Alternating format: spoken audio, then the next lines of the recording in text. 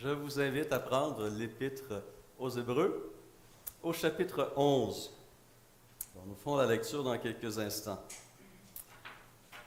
Depuis notre retour de vacances, Nina et moi avons eu l'occasion de visiter quelques frères et quelques sœurs de la communauté. Et c'était particulier parce que c'était un certain nombre de ces personnes-là la première fois qu'on les voyait en personne depuis 4 mois et plus. Donc, depuis le confinement du 13 mars, plus les vacances et tout ça. Et c'était vraiment particulier et réjouissant de voir ces frères et ces sœurs. Mais il y en a tellement d'autres qu'on a hâte de voir aussi, de rendre visite. Et la pandémie est là pour nous rappeler une réalité qui est tellement fondamentale, tellement réelle. Nous sommes des créatures profondément sociales. Nous avons profondément besoin les uns des autres et d'entrer en relation. Nous avons besoin, nous aspirons à ces contacts humains, chaleureux. Et la Bible reflète cette réalité. Elle montre l'importance de maintenir des rapports sains les uns avec les autres. Cette expression « les uns les autres » revient dans le Nouveau Testament déjà une trentaine de fois, soulignant l'importance de ces relations interpersonnelles. Et dans ces relations, nous voulons des relations qui soient harmonieuses, n'est-ce pas? On ressent le besoin de plaire aux autres. Et cela se voit à toutes sortes de niveaux. L'enfant qui veut plaire à ses parents, par exemple, en donnant un jouet ou en faisant un dessin pour son père ou sa mère, veut communiquer de l'amour, mais aussi recevoir en retour, n'est-ce pas? Un enfant ressent ce besoin. Une épouse va trouver plusieurs manières de plaire à son mari, et ce dernier s'inquiète, nous dit Paul, à 1 Corinthiens 7, des moyens aussi de plaire à sa femme. Un citoyen va se sentir valorisé lorsque l'État souligne sa contribution au bien-être collectif. Un travailleur va être conscient de l'importance de rencontrer les attentes de son patron. Toutes ces choses démontrent que notre vie est vécue en relation avec les autres, que notre vie a un impact sur notre milieu, sur les gens qui nous entourent. Mais s'il y a une personne entre toutes que nous devrions chercher à plaire, c'est bien Dieu. Et heureusement, la Bible nous rappelle que c'est quelque chose qui s'apprend. Un exemple, 1 Thessaloniciens 4.1, Paul écrit, « Frères, puisque vous avez appris de nous comment vous devez vous conduire et plaire à Dieu, et c'est là ce que vous faites, nous vous prions et nous vous conjurons au nom du Seigneur Jésus de marcher à cet égard de progrès en progrès. » Non seulement Paul, dans son bref séjour à Thessalonique, avait communiqué aux Thessaloniciens comment plaire à Dieu, mais il les invite à poursuivre cette façon de vivre devant Dieu. Alors, comment notre vie peut-elle être agréable à celui à qui on doit tout? Celui qui est notre Seigneur et notre Sauveur, Jésus-Christ. Et lorsqu'on étudie cette expression être agréable ou plaire, faire plaisir, on constate une foule de textes, une foule de moyens que la Bible nous donne. Et elle commence pour des enfants qui peuvent être très jeunes.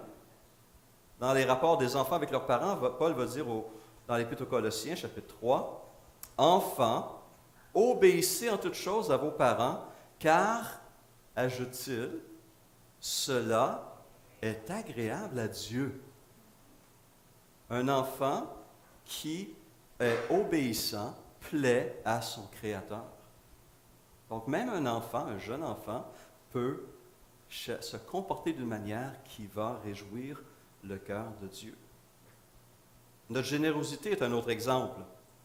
Dans sa lettre aux Philippiens, Paul écrit à la toute fin ses remerciements et dit « J'ai été comblé en recevant par Épaphrodite ce que vous m'avez envoyé comme un parfum de bonne odeur, un sacrifice, ajoute-t-il, que Dieu accepte et qui lui est agréable. » Le soutien financier des serviteurs de Dieu, pasteurs, évangélistes, implanteurs, missionnaires de toutes sortes, fait grandement plaisir à Dieu. Et ce plaisir a des conséquences, car Paul ajoute immédiatement après, « Et mon Dieu pourvoira à tous vos besoins conformément à sa richesse, avec gloire, en Jésus-Christ. » Philippiens 4, 19. Notre vie de prière collective, quelque chose on reconnaît qu'on doit améliorer en tant que communauté. Que ce soit les dimanches matins, que ce soit dans les groupes vie, que ce soit dans les réunions de prière et d'études bibliques. C'est un domaine où nous devons encore grandir, nous pouvons aller de progrès en progrès, mais notre vie de prière collective touche aussi le Seigneur. Ce grand texte qui nous montre comment nous comporter en communauté lorsque le peuple se réunit. 1 Timothée 2 dit ceci. « J'encourage donc avant tout à faire des demandes, des prières, des supplications, des prières de reconnaissance pour tous les hommes, pour les rois et pour tous ceux qui exercent l'autorité, afin que nous puissions mener une vie paisible et tranquille en toute piété et en tout respect.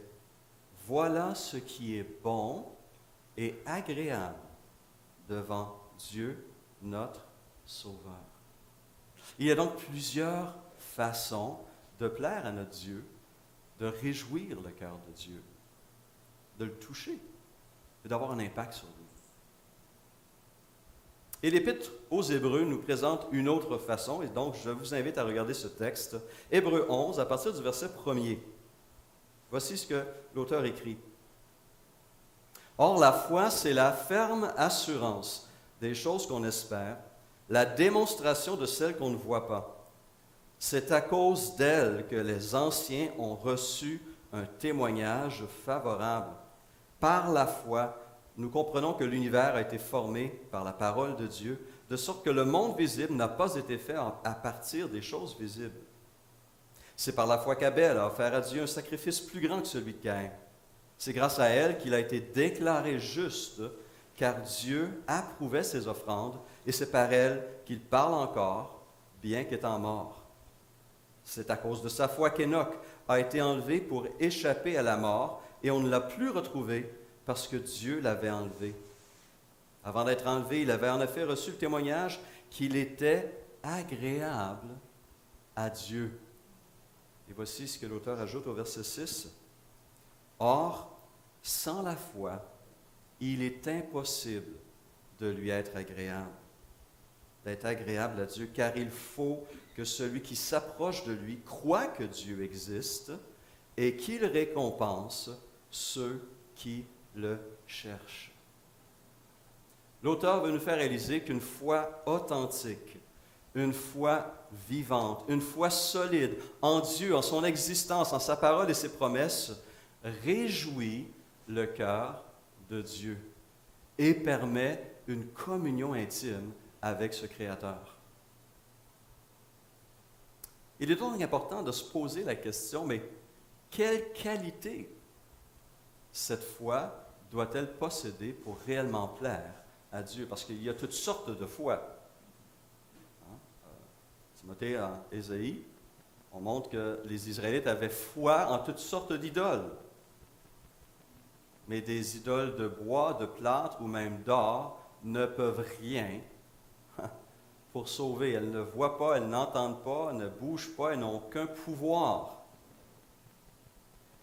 Et même les chrétiens doivent faire attention de ne pas corrompre leur propre foi.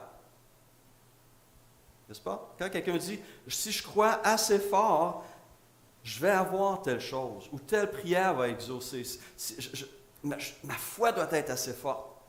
Et quand on parle comme ça, finalement, on n'a plus, c'est plus une foi en Dieu, mais c'est une foi dans sa foi. Et finalement, ça devient une foi en soi-même. Si je suis assez fort, si je crois suffisamment, ce n'est pas la foi qui sauve. La foi est un moyen. C'est l'objet de notre foi qui sauve. En quoi ou en qui est-ce que je place ma confiance? Et donc, le texte que nous avons vu la semaine dernière nous montre l'importance d'examiner notre foi. Examinez-vous vous-même, dit Paul aux Corinthiens, pour savoir si vous êtes dans la foi. Mettez-vous vous-même à l'épreuve. Ne reconnaissez-vous pas que Jésus-Christ est en vous, à moins que vous ne soyez disqualifiés? On a besoin d'examiner notre foi et notre marche avec le Seigneur et de déterminer sur quoi ou sur qui est-ce que je m'appuie pour vivre et agir. Alors, les théologiens, à travers les siècles, ont cherché différentes manières de répondre à cette question. Quelle est la foi qui sauve? Quelle est la foi qui est réellement agréable à mon Créateur, à mon Dieu, à mon Seigneur et à mon Sauveur? Et on a identifié, les théologiens ont identifié 3 éléments, 3 facteurs qui définissent une foi authentique, une foi vivante, une foi intelligente, une foi qui plaît à notre Seigneur. Et ces 3 éléments sont les suivants: la connaissance, l'assentiment et la confiance. La connaissance, l'assentiment et la confiance. Examinons de plus près ces 3 éléments. Premièrement, contrairement à ce que certains incroyants vont chercher à nous faire croire, ou faire croire aux autres, ou à se faire croire, la foi biblique, la foi authentique, n'est pas aveugle ni ignorante. Ce n'est pas un saut dans le vide. Il faut un minimum de connaissances pour qu'elle ait une valeur réelle. Nous devons croire en quelque chose, ou plus précisément, en quelqu'un. Paul dira en Romains 10, 13, « Toute personne qui fera appel au nom du Seigneur sera sauvée.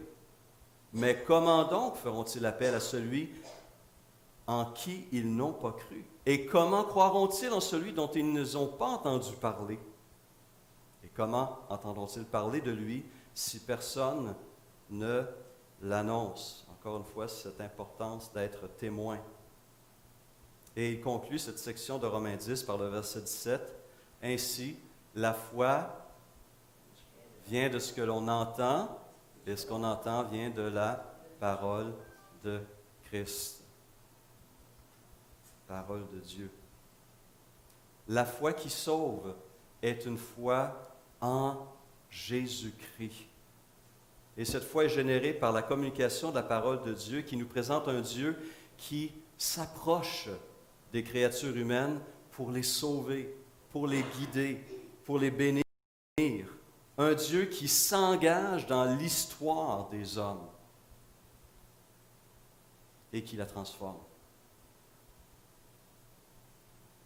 C'est pourquoi un des sens que les auteurs de la Bible utilisent, donnent au terme foi, est celui de l'ensemble de ces vérités communiquées par la parole de Dieu. Cet ensemble de vérités que nous professons.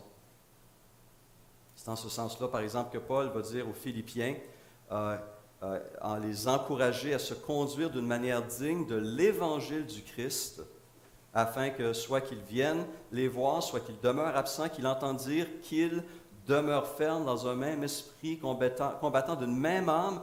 Pourquoi? Pour la foi de l'Évangile. Ce message qui a été communiqué, reçu et qui les a transformés. Aux Thessaloniciens, où il a passé un séjour de 3 semaines seulement, il a dû quitter à cause d'une persécution. Il désire retourner, dit-il, dans sa première épître, et il dit qu'il prie nuit et jour afin de pouvoir voir leur visage et de suppléer à ce qui manque à leur foi.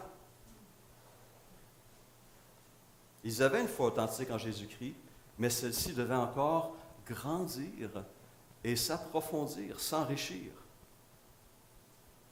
La connaissance est un aspect incontournable dans notre marche chrétienne, dans notre cheminement spirituel. La foi a un contenu qui est rationnel, qui touche et parle à notre intellect.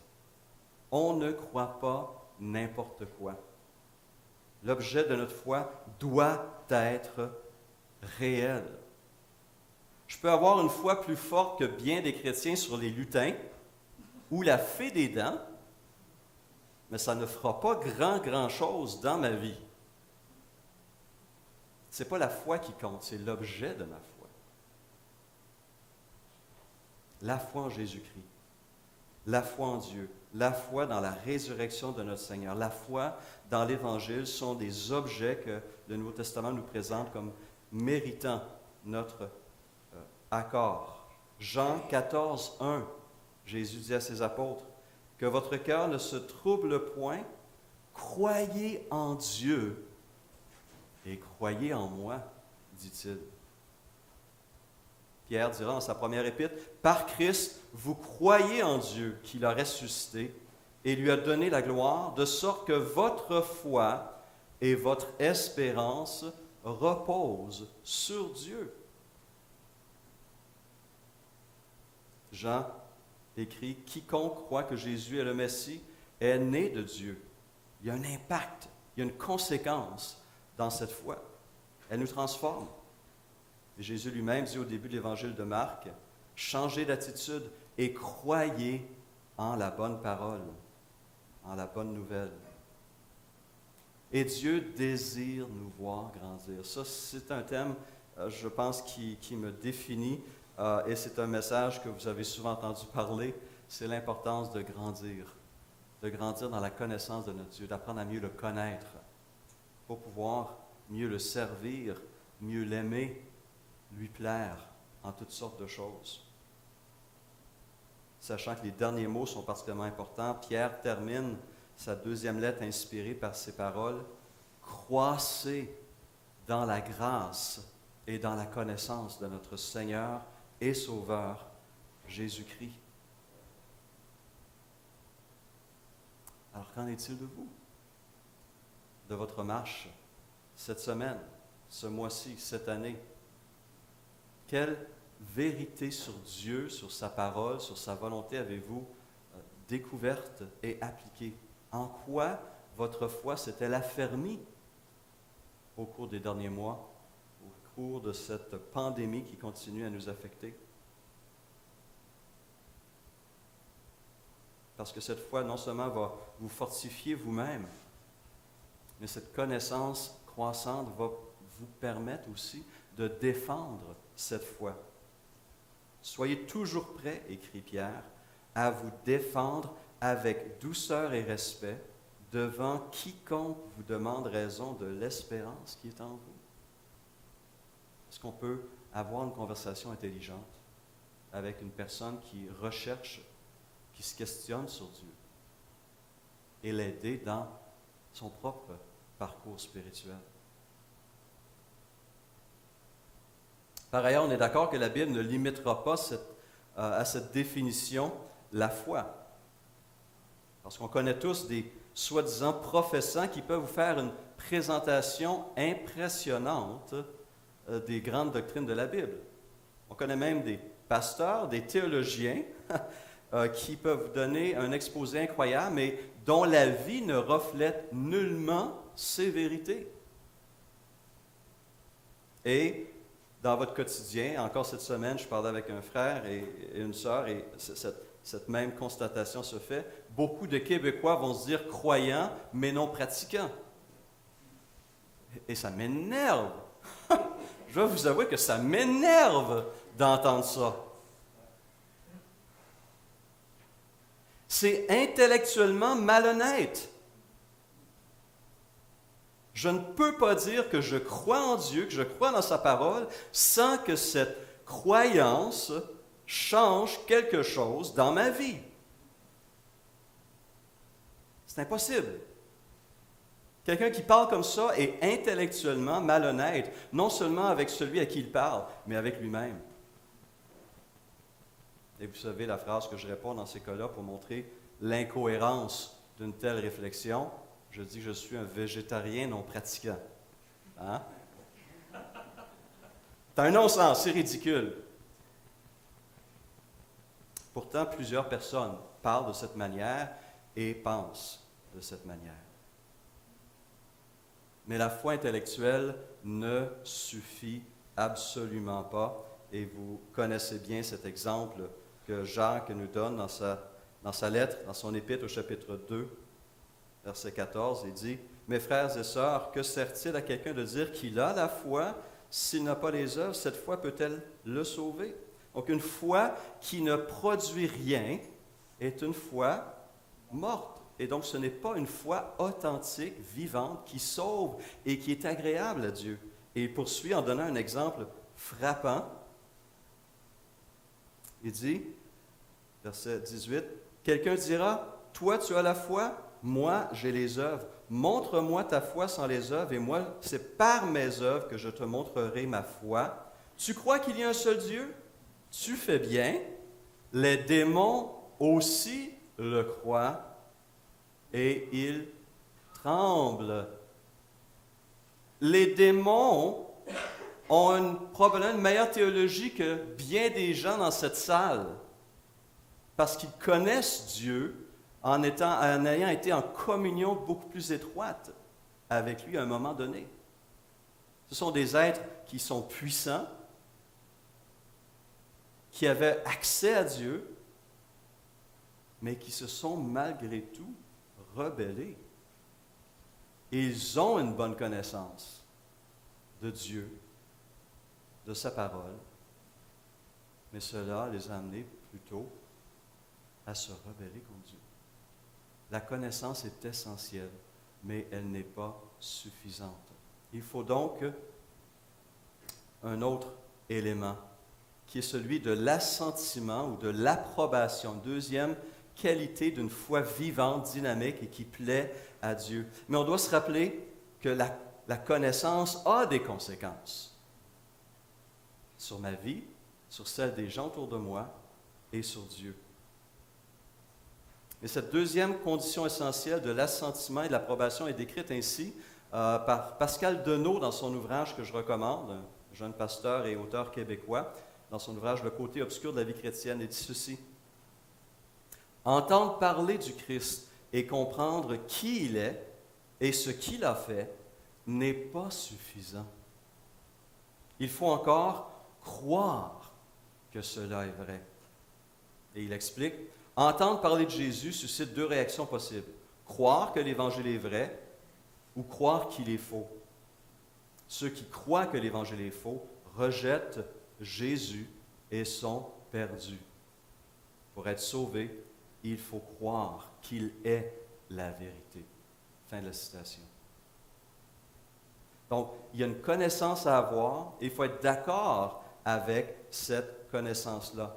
Encore une fois, bien des théologiens libéraux connaissent très bien la doctrine de Dieu, la naissance virginale de Jésus, la résurrection corporelle de notre Seigneur, mais ne croient pas dans ces doctrines. Ils les connaissent, mais refusent d'y croire.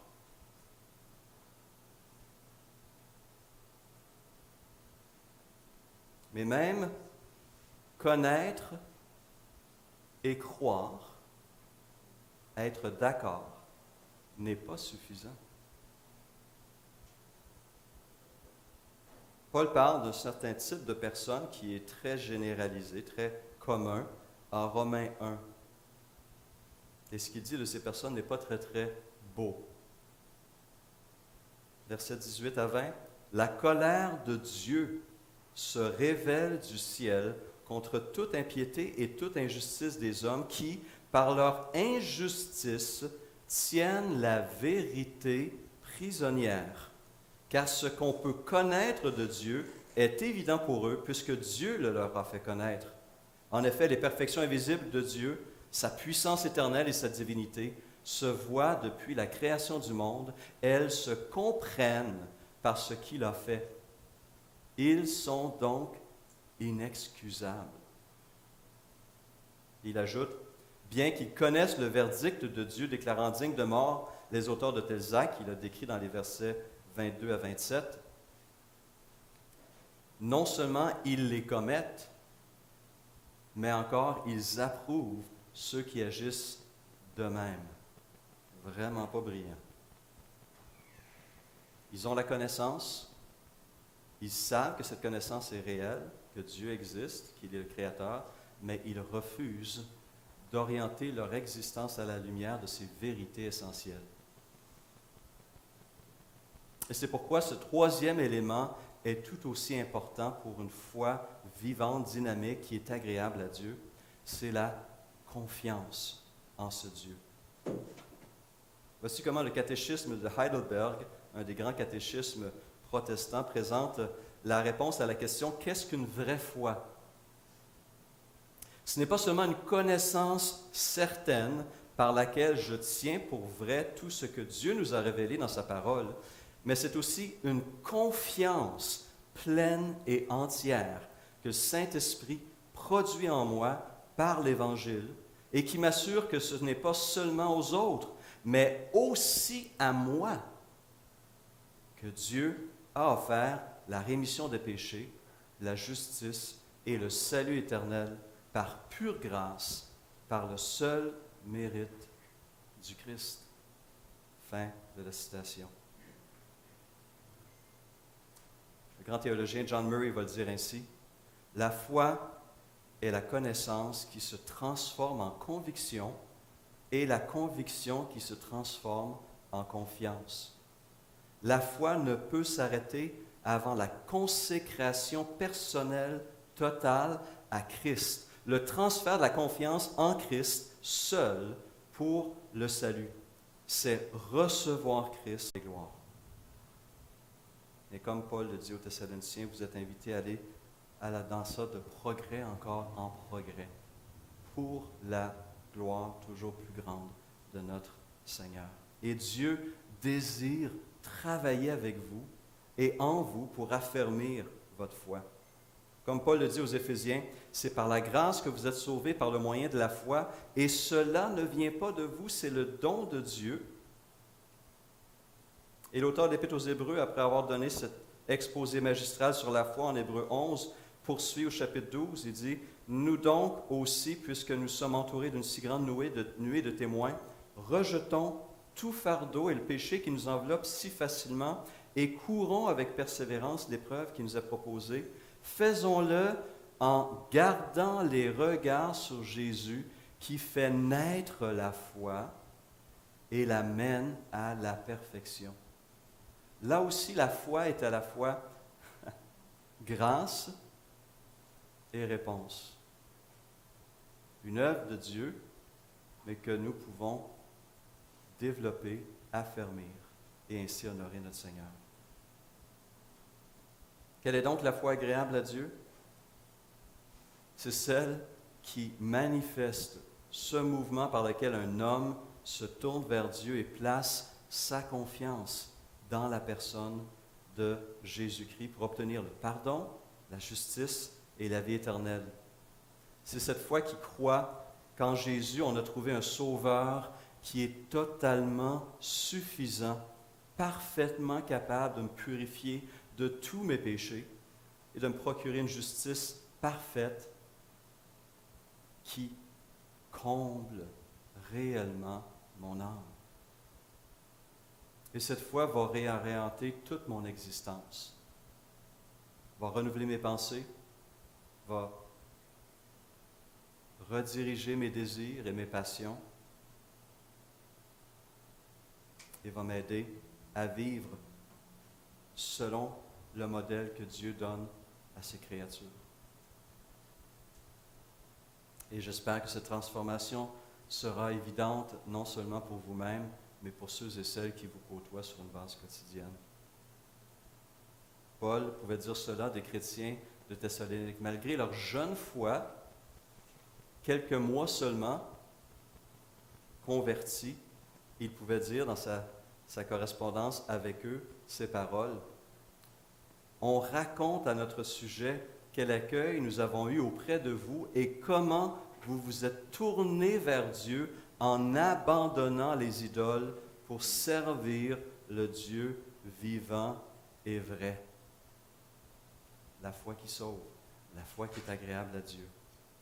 Je peux dire avec conviction, comme Paul, je sais en qui j'ai cru. Et je suis persuadé qu'il a la puissance de garder le dépôt qu'il m'a confié jusqu'à son jour, jusqu'à son retour.